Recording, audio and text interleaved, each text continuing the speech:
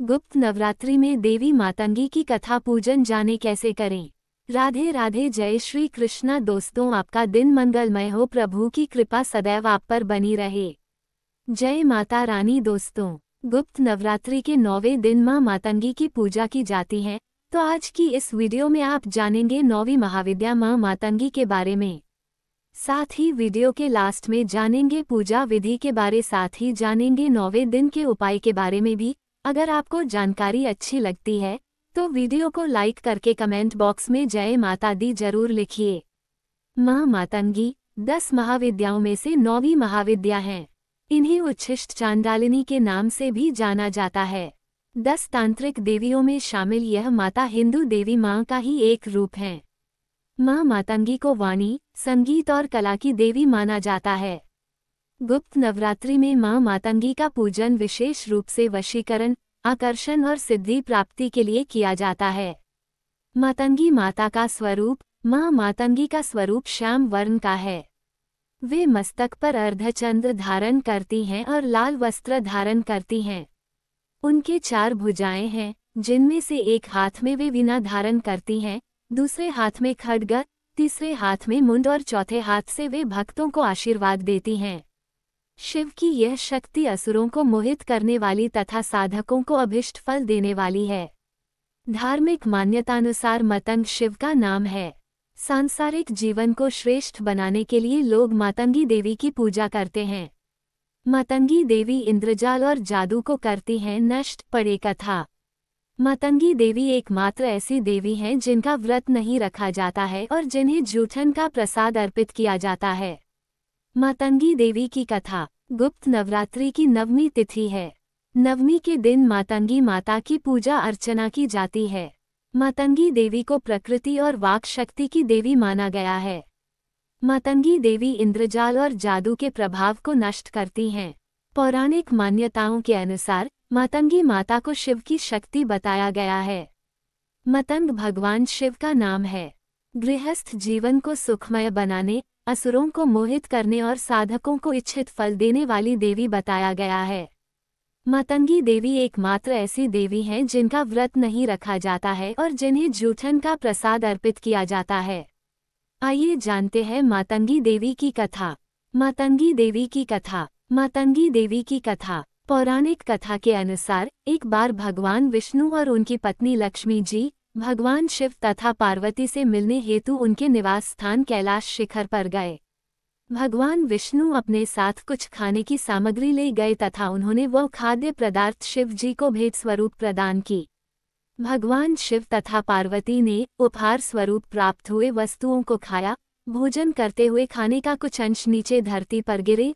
उन गिरे हुए भोजन के भागों से एक श्याम वर्ण वाली देवी ने जन्म लिया, जो मातंगी नाम से विख्यात हुई।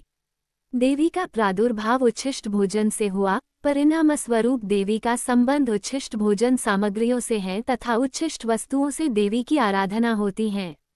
देवी उच्छिष्ट मातंगी नाम से जानी जाती हैं।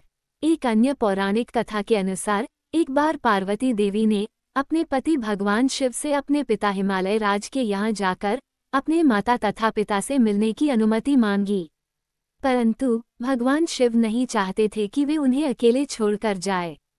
भगवान शिव के सामने बार बार प्रार्थना करने पर उन्होंने देवी को अपने पिता हिमालय राज के घर जाने की अनुमति दे दी।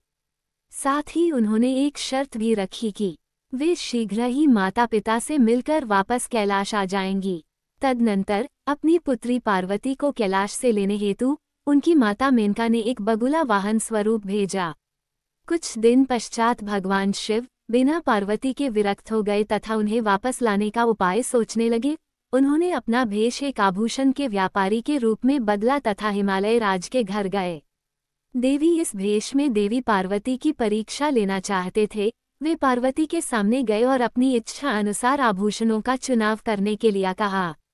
पार्वती ने जब कुछ आभूषणों का चुनाव कर लिया तथा उनसे मूल्य ज्ञात करना चाहा, व्यापारी रूपी भगवान शिव ने देवी से आभूषणों के मूल्य के बदले उनसे प्रेम की इच्छा प्रकट की। देवी पार्वती अत्यंत क्रोधित हुई। अंततः उन्होंने अपनी अलौकिक शक्तियों से उन्होंने पहचान ही लिया तदनंतर देवी प्रेम हेतु तैयार हो गई तथा व्यापारी से कुछ दिनों पश्चात आने का निवेदन किया। कुछ दिनों पश्चात देवी पार्वती भी भेष बदलकर भगवान शिव के सामने कैलाश पर्वत पर गईं। भगवान शिव अपने नित्य संध्योपासना के तैयारी कर रहे थे। देवी पार्वती लाल वस्त्र धारण किए हुए, बड़ी बड़ी आंखें कर, श्याम वर्ण तथा दुबले शरीर से युक्त अपने पति के सन्मुख प्रकट हुई।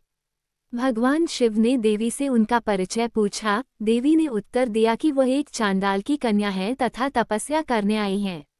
भगवान शिव ने देवी को पहचान लिया तथा कहा, वे तपस्वी को तपस्या का फल प्रदान करने वाले हैं। ये कहते हुए उन्होंने देवी का हाथ पकड़ लिया और प्रेम में मग्न हो गए।